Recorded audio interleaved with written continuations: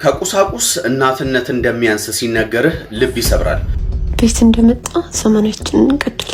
እንኳን ደስ አለ ወራሽን፣ እንኳን ደስ አለ አብን።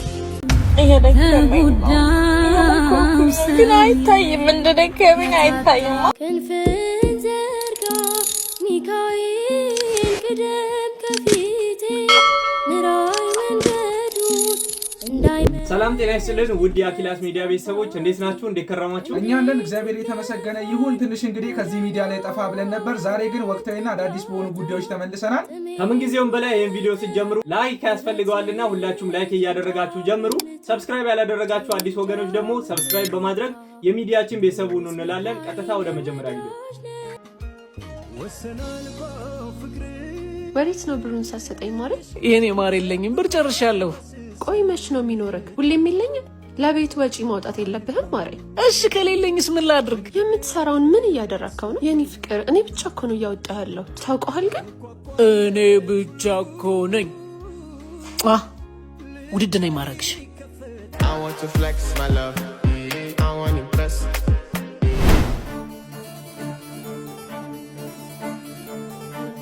ባክሽ እኔም ባሌ ሲወጣ ፈታ ልበል ብዬ መጣ። ኧረ እሱንም እዚህ ጓደኞቹ ጋር ሳላየው አልቀረም። ኧረ በቃ ሰላም ብያቸው ልምጣ።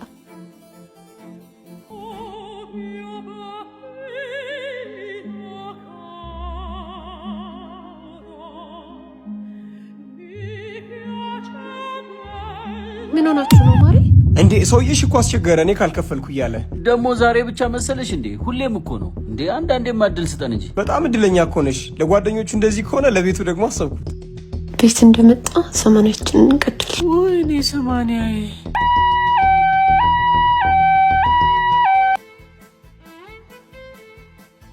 ቅድም ተደናግጠን ስለነበረ ቀሪ ክፍያ ጨረስንላቸው። አሁን ሲስተር ሳምሪ ከሆስፒታል ደውላ ቀሪ ክፍያ ጨርሱልን እያለች ነው። የለኝም ማሪ የለኝም። ቅድም ከፈልኩት አይደል እንዴ? የለኝም። እታች ካለው ካፌ ጁስ አዝዤ ነበር። አዎ እኔ ነኝ።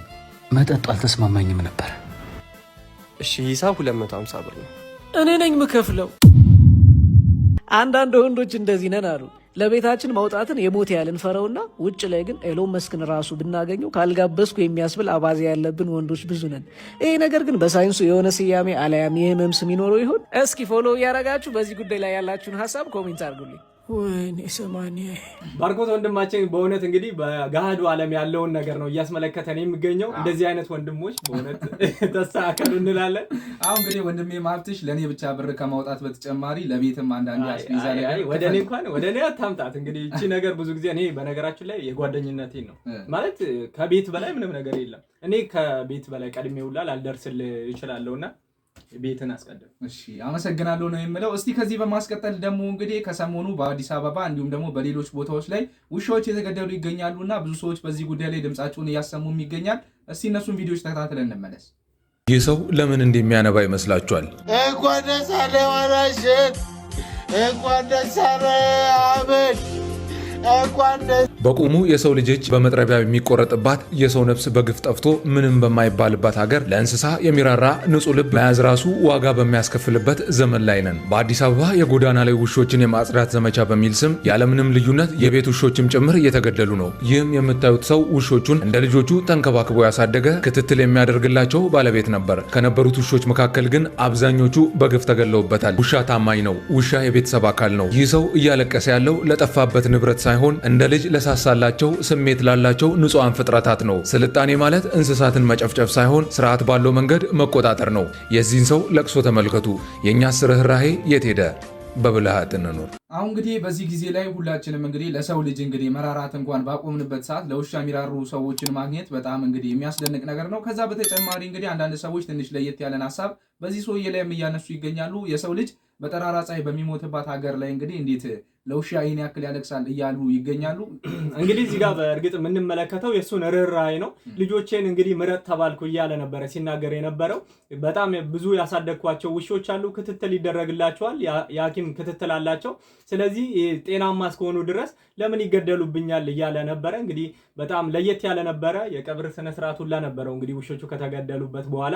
አሁን እንግዲህ ለምንም ነገር ዋጋ የምንሰጠው እንደከፈልንበት ዋጋ ነው። ይሄ ሰውም እንግዲህ ልክ እንደ ልጆቹ ነው ውሾቹን ሲያሳድጋቸውና ሲንከባከባቸው የነበረው። በዛ ልክ ነው እንግዲህ ስሜቱም ሊጎዳ የቻለው ውሾቹን ሲያጣ ማለት ነው። እስቲ ከዚሁ ጋር በተያያዘ እንግዲህ ሰሞኑ አንድ የተመለከትነው ቪዲዮ አለ። እሱም እንግዲህ በኤአይ የተሰራ ውሾች እንግዲህ አትግደሉን እያሉ ሰላማዊ ሰልፍ ሲወጡ የሚያስመለክት ቪዲዮ ነው። እስኪ እሱም ቪዲዮ ተመልክተን እንመለስ።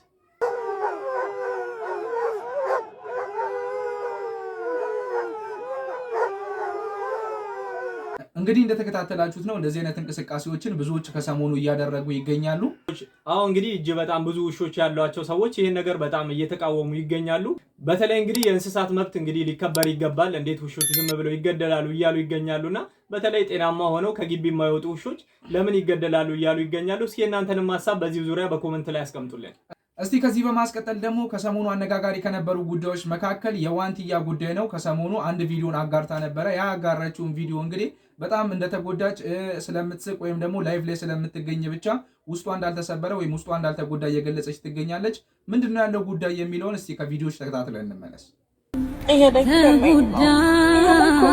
ግን አይታይም፣ እንደደከመኝ አይታይም። ለብሼ እስኪስታ አይታይም እንደደከመ ወይኔ ደክሞኛል።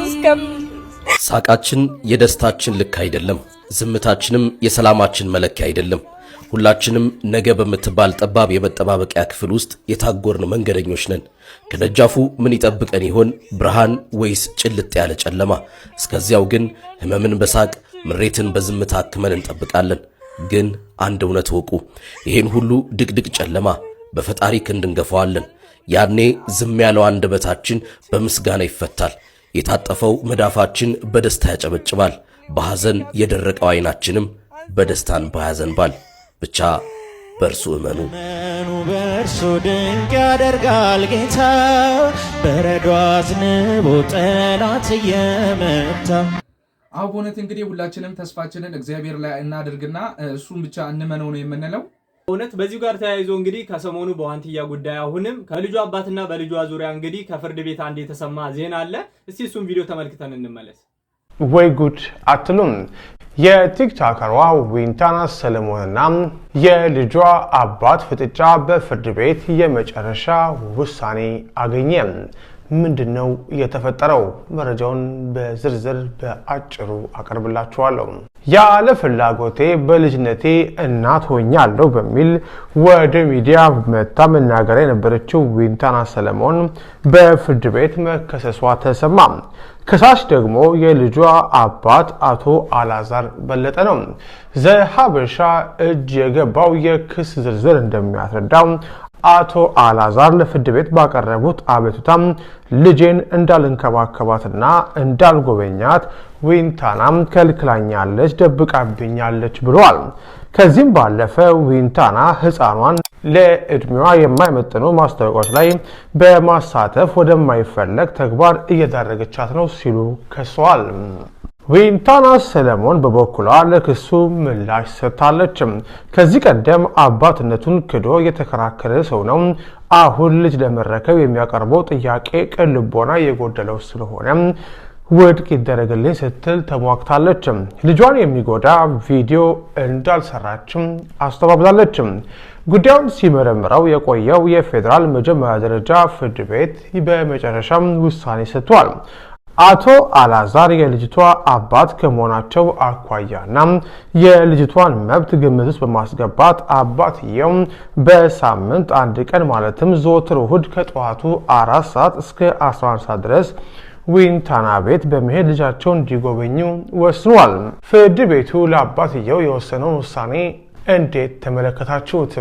እንግዲህ ትንሽ የሚያስገርም ዜና ነው ያሰማናችሁ። እንግዲህ የዋንትያ የልጇ አባት የሆነው ግለሰብ በአሁኑ ሰዓት እንግዲህ መጥቶ ልጄን እንግዲህ እንድጎበኝ አልፈቀደችልኝም በማለት እንግዲህ በፍርድ ቤት ክስ እስከ መመስረት ደርሷል። በጣም የሚያስገርመው እንግዲህ ከዚህ በፊት እሱ ልጅ አይደለችም ብሎ እንደተከራከረ እየተናገረች ትገኛለች እሷ። ይሄ ነገር ደግሞ ነገሩን በጣም አስገራሚ ያደርገዋል። ምክንያቱም ልጅ አይደለችም ብሎ የተከራከራትን ልጅ አሁን ከፍ ካለች በኋላ እንግዲህ ስታሳሳው ልጄ ናት ልያት እያለ መጠየቁ በጣም የሚያስገርም መረጃ ነው። የዋንትያ ህይወት እንግዲህ ምን እንደነበረ ሁላችንም የምናውቀው ጉዳይ ነው። ከኢቢኤስ ቲቪ ጀምሮ እንግዲህ ያሳለፈቻቸውን ብዙ መከራዎችና ብዙ ዳገት ቁልቁለቶች እንግዲህ የሚታወቁ ናቸው። ዋንትያም እንግዲህ ከሰሞኑ በራሷ የቲክቶክ አካውንት አንድ ያጋራቸው ቪዲዮ አለ። እንግዲህ ከልጇ ጋር ያሳለፈቻቸውን መከራዎች የሚያሳይ የሚገልጽ እንግዲህ አንድ ቪዲዮ በራሷ አካውንት ሼር አድርጋለች ሰሞኑና እስቲ እሱ ቪዲዮ ተከታትለን እንመለስ።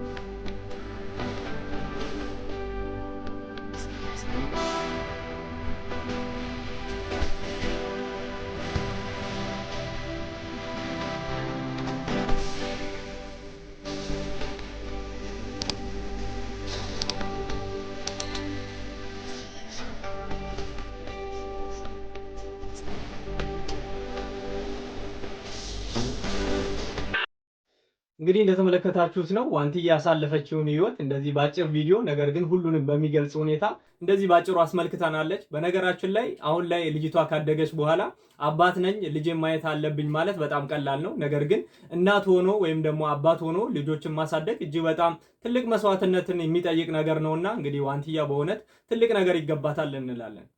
ከሰሞኑ ደግሞ እንግዲህ ሌላው አነጋጋሪ የነበረው ጉዳይ የታዋቂው ዘፋኝ ዮሴፍ ገብሬ ወይም ጆሲ እና የቀድሞ ፍቅረኛው የሆነችው እንግዲህ የሶሲ ጉዳይ ነው። ይህም ጉዳይ ምንድነው? በልጅ አስተዳደጋቸው ወይም ደግሞ በልጃቸው ጉዳይ ፍርድ ቤት ከሰሞኑ ያሰማው አንድ መረጃ አለ። እስቲ እሱ መረጃ ተከታትለን እንመለስ። ከቁሳቁስ እናትነት እንደሚያንስ ሲነገርህ ልብ ይሰብራል። ሶሲ ያለችው ነው። በድምፃዊ ዮሴፍ ገብሬ ወይም ጆሲ እና በቀድሞ ፍቅረኛው ሶሲ ግርማይ መካከል ለ6 ወራት ሲካሄድ የቆየው የልጅ አስተዳደግ የፍርድ ቤት ክርክር በድምፃዊው አሸናፊነት ተጠናቋል። ፍርድ ቤቱ ልጁ ከአባቱ ጋር እንዲኖር የወሰነው በማህበራዊ ሰራተኞች ወይም ሶሻል ወርከርስ ሪፖርት ላይ በመመርኮዝ እንደሆነ ሶሲ ገልጻለች። ሪፖርቱ በዋናነት ትኩረት ያደረገው በሁለቱ ወገኖች የኑሮ ደረጃ ላይ ሲሆን የድምፃዊው ገቢ የተሻለ መሆኑ፣ የመኖሪያ ቤት ስፋትና ምቹነቱ ወይም ቦሌ አካባቢ መሆኑ፣ ለልጁ የተለየ መኝታ ቤትና መጫወቻዎች መኖራቸው ለውሳኔው በምክንያትነት ቀርበዋል። ጆሲ በሶሲ ላይ ሱሰኛ ነች፣ በምሽት ክበብ ትሰራለች የሚሉ ክሶችን ቢያቀርብም ሶሲ ግን የባልትና ውጤቶች አቅራቢ መሆኗንና ሱስ እንደሌለባት በምስክሮች ማረጋገጧን ተናግራለች። በተቃራኒው ጆሲ የልጁን የትምህርት ቤት ክፍያ እንደማይከፍልና ተገቢ ያልሆኑ ሱሶች እንዳሉበት ብትገልጽም ፍርድ ቤቱ ግን የቁሳዊ ደረጃን መሰረት በማድረግ ልጁን ለአባት ሰጥቷል። ከቁሳቁስ እናትነት እንደሚያንስ ሲነገር ልብ ይሰብራል ያለችው ሶሲ በየ2 ሳምንቱ አንድ ቀን ብቻ ልጇን እንድታይ መፈቀዱን በሐዘን ገልጻለች። በአሁኑ ወቅት በሆስፒታል እንደምትገኝ የገለጸችው ሶሲ ፍትህን ከፈጣሪ እንደምትጠብቅ አስታውቃለች። ድምፃዊ ዮሴፍ ገብሬ እስካሁን በጉዳዩ ላይ የሰጠው ምላሽ እንግዲህ እንደተመለከታችሁት ነው። የጆሲ የቀድሞ ፍቅረኛ እንግዲህ በቁሳቁስ ምክንያት ልጄን አጥቻታለሁ፣ እሱ ጥሩ የኑሮ ደረጃ ስላለው ብቻ ልጄ እሱ እንዲያሳድጋት ተደርጋለች። ከዛም ባለፈ እንግዲህ በ2 ሳምንት አንዴ ብቻ እንድጎበኛት ተደርጓል እያለች ትገኛለች። በዚህ ጉዳይ ላይ እስኪ እናንተስ ምን ትላላችሁ? ሀሳባችሁን በኮሜንት ላይ አስቀምጡልን። እስቲ ከዚህ በማስቀጠል ደግሞ ኮሜዲያን ያሲኖ እና ማርያም ቤተክርስቲያን ምን ያገናኛቸዋል የሚለውን ከአንድ ቪዲዮ ተከታትለን እንመለስ። 5 ኪሎ ማርያም ቸርች። እሺ በቃ ግንብ ስራ አድርኩ። እነዚህን ስራዎች ስትሰራ የመራብ የመጠማት ማደሪያ የማጣት ነገር ነበረ? አንዴ በማላኩ ኮቦች ሌሊት ሆነ እየተቀረጸ ሌሊት ሆነ። እዛ ኪሴ ስገባ ያው ገማየን ሩም መያዝ አለብህ እና አይደለ? የዛን ቀን ደግሞ አጋጣሚ እንዲህ ጺም አድርጌ የሆነ ሚስቱ ቺት ያደረገችበት ካራክተር ነው። እሷንም ያረገውም ሰውዬ ቢወስንበት ነው በቃ። ለዛ ብዬ በስራ አጥኔ እኮ እኔ ነገር መጥረቢያ ይዤ መጥቻለሁ። እዚህ መጠየቅ እየቻልኩኝ እሺ። ከዛ ሌሊት ነው ትንሽ ፋስ የምትባለው ልጅ አይደለ? እሷን ከተቼ ሻንጣ ውስጥ ቀረጻ አለቀ። ለካስ ካራክተሩን ሲጫወተው እዛ ያሉ ልጆች የምር ፈርተውኛል። ከዛ አብረን ይሄድን እነሱ በቃ እያሉ 10 የነበርነው 2 ሲበጠስ እኔ አብሬያቸው በቃ ይሄድን እንዲነጋለን ምክንያቱም ብር የለኝም ሩም መያዣ ምናምን ይበርዳል በጣም ቅዝቃዜ አለ ማሚሽ ስላልመሰለኝ በቃ በቲሸርት የመጣሁት ከዛ 2 ብሎ እየተጠቃቀሱ ይቀነጥሳሉ እያሉ የሆነ ሰዓት ላይ ራሴን ብቻዬን አገኘ 5 ኪሎ ማርያም ቸርች እሺ በቃ ግንብ ስራ አድርኩ እና አልፍ ያለው ይሄን ሰው ላመነበትና መሆን ለሚፈልገው የሚከፍለው መስዋዕትነት ነው አንተ ወስደህ አሁን እንግዲህ በጣም የሚያስደንቅ ነው የኢትዮጵያ ኦርቶዶክስ ቤተክርስቲያን እንግዲህ ለብዙዎች እንግዲህ መጠጊያ መሸሸጊያ በተቸገርን ሰዓት እንግዲህ የምንሰባሰብባት እንደሆነች ኮሜዲያን ያሲኖ እንግዲህ የእስልምና እምነት ተከታይ ሆኖ በሚገርም አገላለጽ ነግሮናል። እውነት ነው እንግዲህ በተቸገረ ሰዓት በቤተክርስቲያን አቅራቢያ እንግዲህ ተኝቶ እንዳሳለፈ ተነግሯል። ከዛም ባለፈ እንግዲህ ያሳለፋቸው ነገሮች እጅግ በጣም ከባድ እንደነበሩና ያሳለፈው ነገር እጅግ በጣም ውጣ ውረድ እንደነበረበት በዚህ ቪዲዮ መረዳት እንችላለን። ለዛሬ የነበሩን ቪዲዮዎች እንግዲህ እነዚህ ናቸው። በቀጣይ ተመልሰን እንድንመጣ የእናንተ ብዙ ላይክ እና ኮሜንቶች ያስፈልጉናልና ሁላችሁም ይህን ቪዲዮ ላይክ ማድረጋችሁን አትርሱ። ከዛ በተጨማሪ ደግሞ ሐሳብ አስተያየታችሁን በኮሜንት መስጫው በኩል አስፈሩልን እንላለን። አዳዲስ ወገኖች ደግሞ ሰብስክራይብ እያደረጋችሁ የሚዲያችን ቤተሰብ ሁኑ እንላለን። ቀጣይ በሌሎች አስተማሪና ወቅታዊ በሆኑ ቪዲዮዎች እስከምንገናኝ ድረስ ቸርን ሰንብት።